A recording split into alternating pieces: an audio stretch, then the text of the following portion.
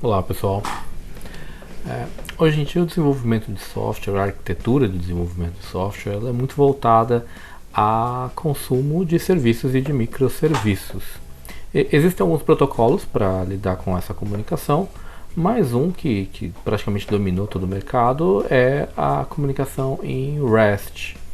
Alguns motivos levaram a isso. A API REST é uma API fácil de implementar, fácil de consumir, a curva de aprendizagem é muito rápida, tem uma comunidade muito grande de desenvolvedores, com frameworks e bibliotecas para várias linguagens.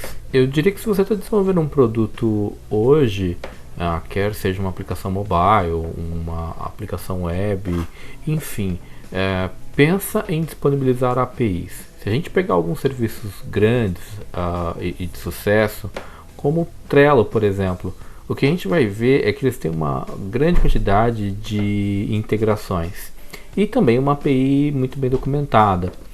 Se a gente der uma olhadinha aqui na página do Trello, o que eles chamam de Power-Ups, nada mais são do que as integrações, a gente vai ver que eles têm integração com o mundo, né? Integração com Slack, integração com Google Hangouts, com Google Drive, Todoist, Twitter e por aí vai. Eu diria que tem dezenas ou mesmo centenas de integrações aqui. São tantos serviços, algum deles eu sequer ouvi falar. E quando a gente vai para a página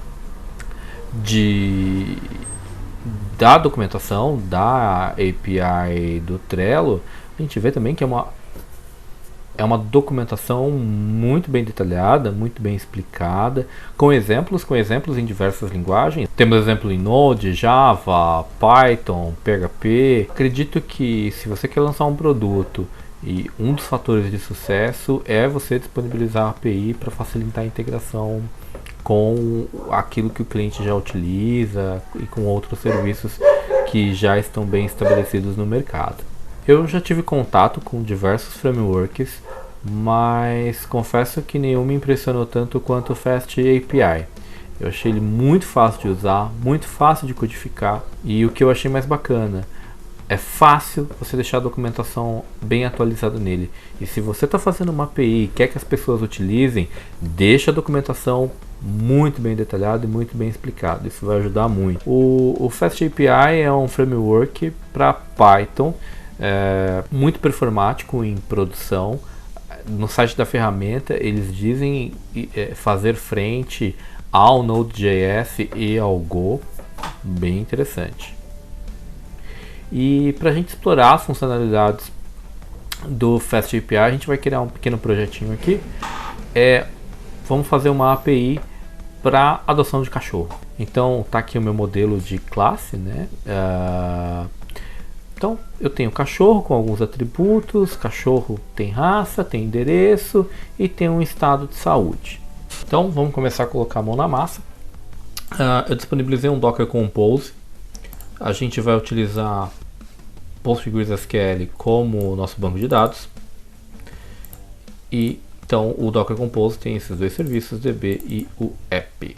Tá? Então vamos subir aqui primeiro o nosso banco de dados, Docker Compose up -build -d database.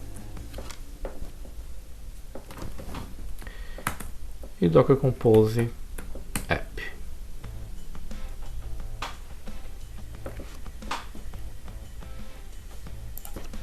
Docker PS, os dois serviços estão de pé.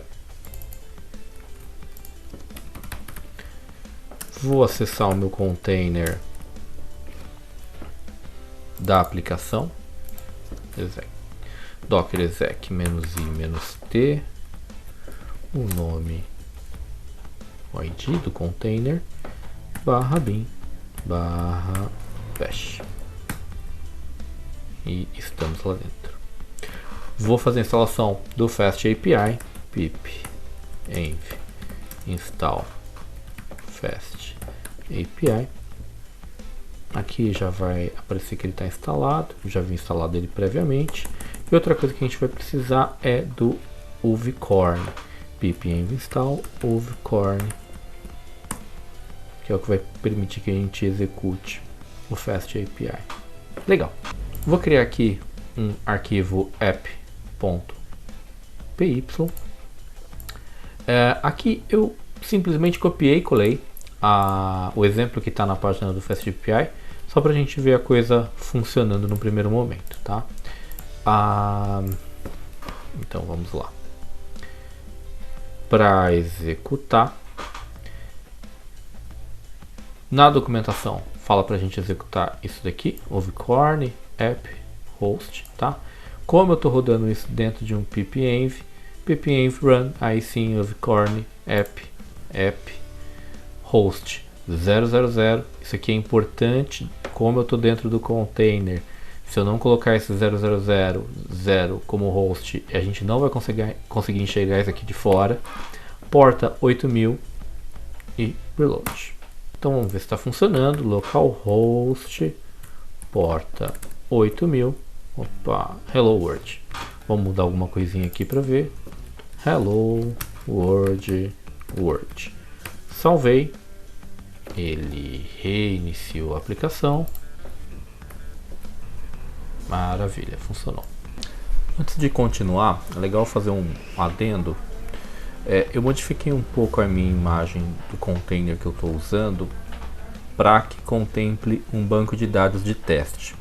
Como é que eu fiz isso? Então eu continuo usando uma imagem do PostgreSQL e estou pedindo para ele inserir nesse diretório, Docker Entry Point, esse script.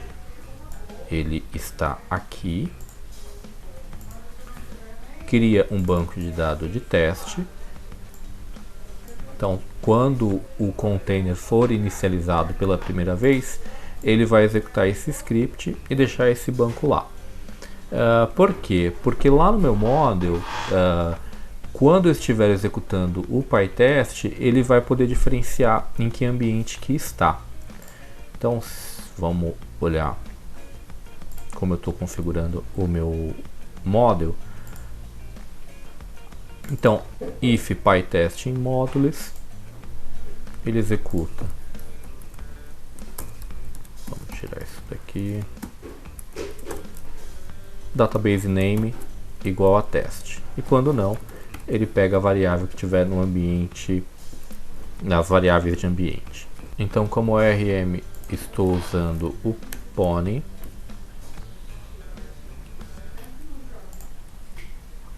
Estou criando as nossas entidades, né, os nossos modules. Então, cachorro, data de nascimento é opcional, é um date. Foto é um string. A foto nós vamos armazenar como um base64.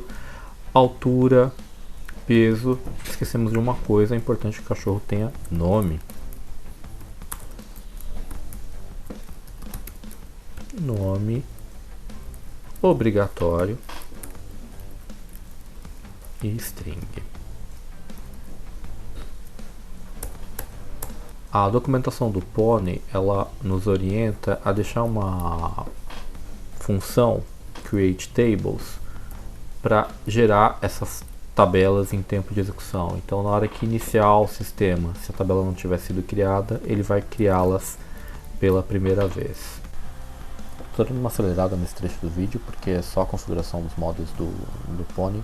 Não tem muito segredo, é olhando a documentação, tipo de dados, enfim, que você vai precisar lá.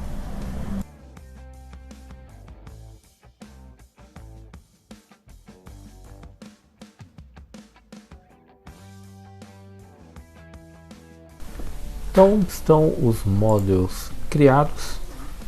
Já criei também a classe para testes. Não vou explorar aqui todos os casos de teste, quero só saber se funciona ou não. Tá? E aí, olha aqui que legal. Lembra aqui no meu ORM, na hora de declarar, né, eu estou trabalhando com dois databases, um para teste e o outro para produção.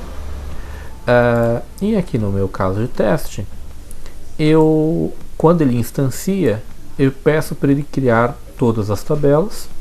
E quando acaba o teste, ele deleta todas as tabelas, dropa todas elas junto com os dados. Tá? Então, você sempre, na hora que você vai iniciar o teste, você está com todo o ambiente limpo. e também não vai mexer no teu ambiente de produção para poder realizar o teste. Então, teste novo cachorro. No Pydantic, né, você usa essa variável aqui, o with dbSession. Então aqui ele cria conexão com o banco. Vamos executar as rotinas e quando fecha ele encerra a conexão e no final do caso de teste novamente deleta tudo, deleta todas as tabelas. Então vamos lá, Python mpytest, funcionou, teste módulo, sucesso, vamos seguir adiante. Tem um detalhe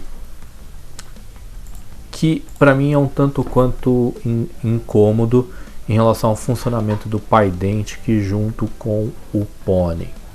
Na documentação do Pydantic e do FastAPI, pede-se para utilizar o SQL Alchemy, ou na verdade não, né? Você pode usar com qualquer ORM, mas o exemplo que está lá pede para usar o SQL Alchemy. Eu particularmente não gosto muito da maneira como ele funciona, me adaptei bem melhor ao Pony ou outros ORMs, como o próprio ORM do Django ou o Piwi, me parecem mais simples de usar. Mas isso gera um problema de nomenclaturas. Vou explicar. Quando nós olhamos na documentação do FastAPI, ele pede para usar o Pydantic, né? Ele importa esse objeto BaseModel, então ele trata isso aqui como um model. E aí na hora que eu estou utilizando o Pony também trabalha com um model, e isso gera uma certa confusão. A questão aqui é que a gente está trabalhando numa modelagem MVC, né? Então eu tenho a view, o controller e o model. Quem vai fazer a via de model, quem está fazendo essa comunicação, no nosso caso, é o Pony. E onde entra o Pydantic aqui? Ele entra como um objeto que vai estar comunicando com a view. Deixa eu escrever aqui.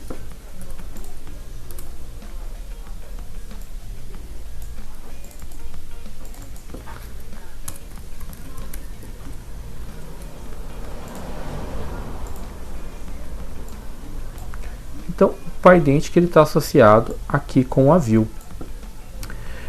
Eu passo esse objeto do Pydantic, esse model do Pydantic, para o controller. Aí sim, o controller estabelece essa comunicação entre essas duas camadas e manda isso para o model. Como o Pydantic está chamando ele de model e o Pony também de model, eu vou criar um arquivo que eu chamo de schema para criar esses objetos lá no Pydantic.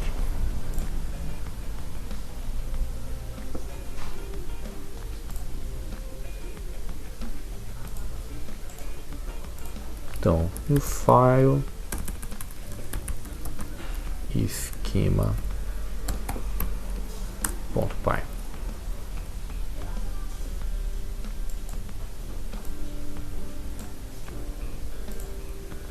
Vou deixar meu model aqui porque os dois serão muito semelhantes.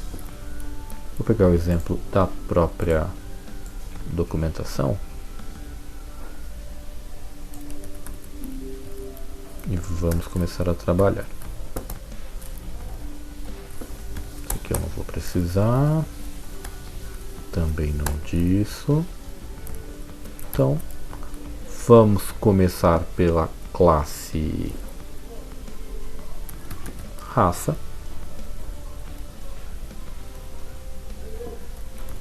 que tem nome e características.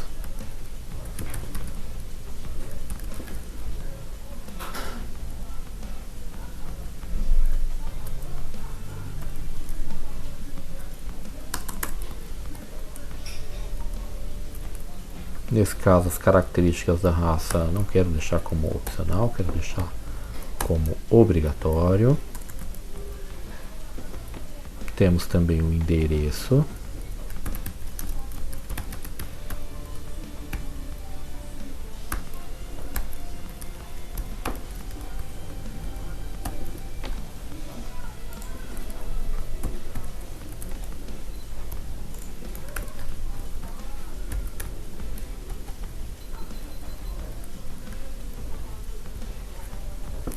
Todos eles nós deixamos como uma string.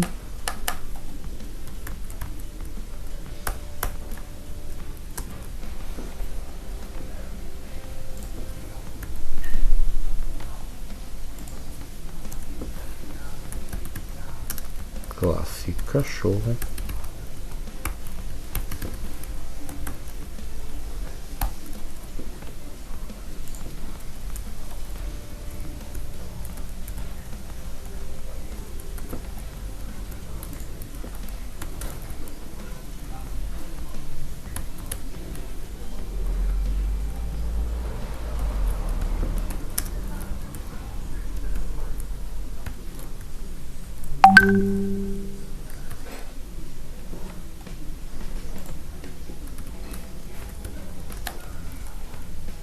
Data de nascimento é um date, a gente precisa importá-la. From date time import date. A foto nós já falamos que seria um base 64, né? Então mantenho como string. A altura um float e peso também um float.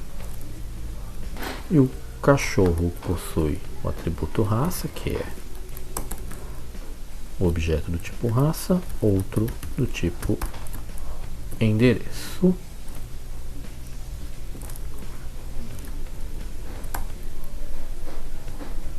Então, saúde será um campo do tipo enum. Vou pegar de novo um exemplo da própria documentação.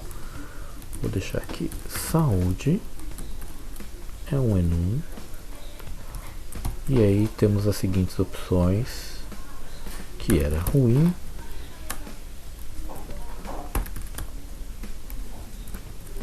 cuidado e bom. Ruim, cuidado, precisa cuidado e bom.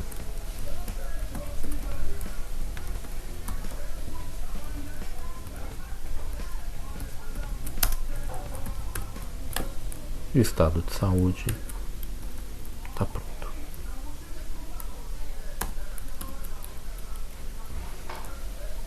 Pode esquecer de importar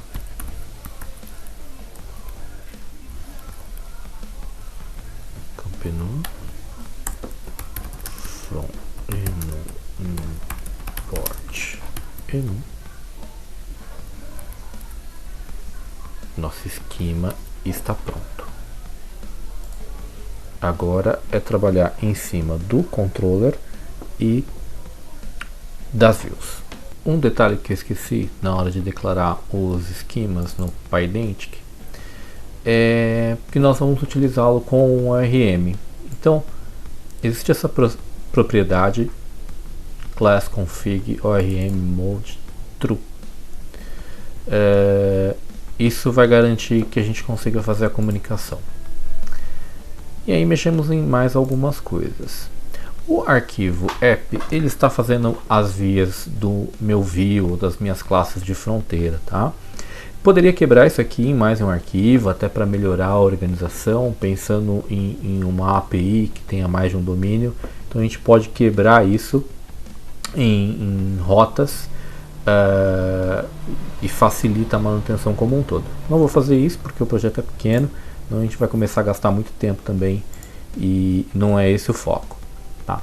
Então, algumas coisas importantes. Reparem que aqui eu estou importando os esquemas, não trago para cá os models, então realmente eu deixo a minha aplicação funcionando em ambientes separados, né, o esquema do model. O que eu estou importando lá da folha de models é essa função createTable. Vamos relembrar o que é esse createTable. Então é uma função que a gente deixa para quando a aplicação for subir pela primeira vez, criar todas as tabelas. Importei e lá embaixo na minha folha está lá o meu createTables. Expus aqui dois endpoints, um para coletar todas as raças e o outro para postar uma raça nova. Detalhes. Vamos olhar aqui no get. Eu deixei declarado qual vai ser o meu model, meu response model. E é uma lista de raças. E aí o que eu falei que eu acho muito bacana no Fast API é justamente ele trazer a documentação para a gente, né? Então isso já está pronto. A partir do momento que eu começo a declarar os objetos, ele já entende isso e deixa pronto o Swagger com as entidades. Então, se eu clicar aqui no get, ele já fala para mim qual que vai ser o modelo de resposta. E aí, idem para o meu post. Aqui no meu post, eu deixo declarado qual é o model, qual é o esquema, né, que esse post tem que receber. E ele já instrui que ele tem que receber um dicionário com nome e características. Então, vamos colocar aqui uma nova raça. Nome, uma raça, pastor alemão.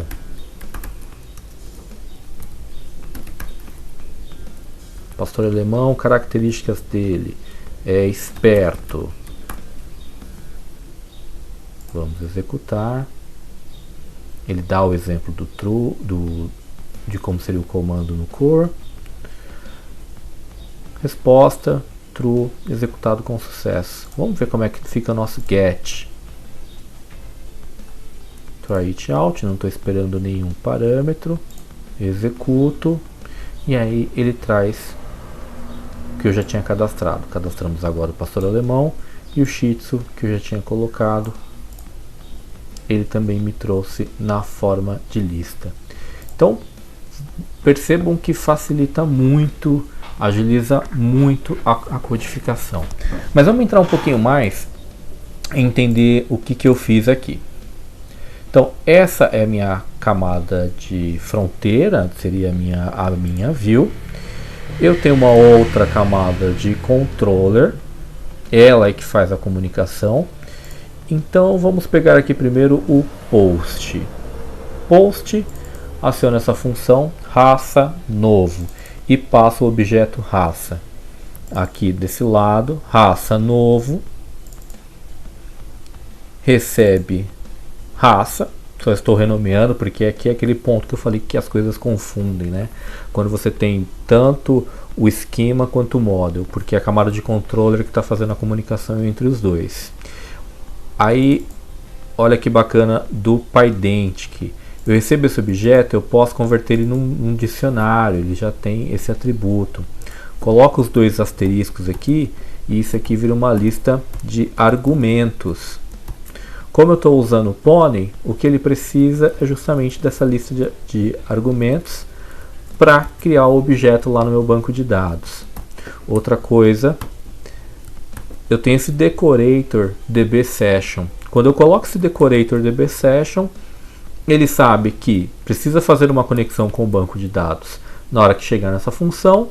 Na hora que encerrar a função, ele vai commitar e vai fechar a conexão. Menos uma coisa para a gente se preocupar. Idem aqui, né? No meu get raça, bato na função raça lista.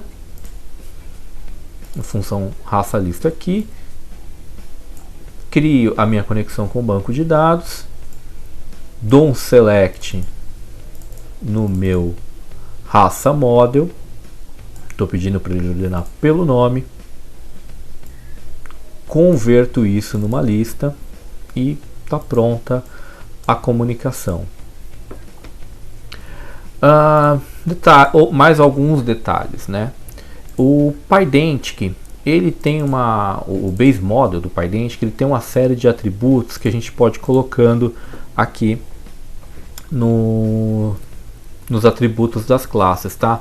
Tudo que eu colocar de informação, ele vai começar a mostrar aqui na documentação, tá? Então você se preocupa em inserir isso aqui uma única vez e a documentação vai ficando cada vez mais completa.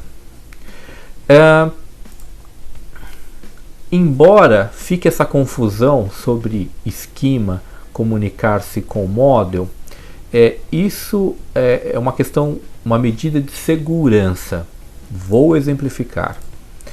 No nosso caso aqui, cachorro tem um endereço. Agora vamos supor que eu tenha endereço, eu tenha rua e eu tenha o número da casa, né, da pessoa que está com esse cachorro agora para ir buscar. Aí pensa que eu vou colocar essa informação em um site e eu não quero que qualquer um tenha acesso ao número da casa, mas eu preciso armazenar isso no banco. Então eu posso ter um model que vai lhe dar, eu deixo aqui um endereço IN, então na hora que eu cadastrei que eu tenho um cachorro que eu preciso doar, eu deixo o endereço IN, onde vão todas as informações, estado, município, rua e número. E eu deixo do outro lado um endereço OUT, que não tem número, tem, por exemplo, só o CEP, para eu ter ideia da localização e saber se está muito longe ou muito perto de mim. Ambos podem se comunicar diretamente com o model endereço, tá? Então não me preocupo em limitar os meus campos aqui no meu model, faço isso aqui no meu esquema. Isso é uma medida de segurança. E agora eu estou adicionando mais 2 endpoints para cachorro, get cachorro e post cachorro. E aqui no meu controller também 2 novas funções, cachorro lista e cachorro novo. Basicamente a mesma estrutura que a gente viu um pouco mais acima. Eu cometi um erro tentando simplificar demais as coisas, simplifiquei demais e não tinha feito a passagem correta, né, na hora de retornar a lista de objetos do banco. Eu estava passando para o front diretamente o model, né, o que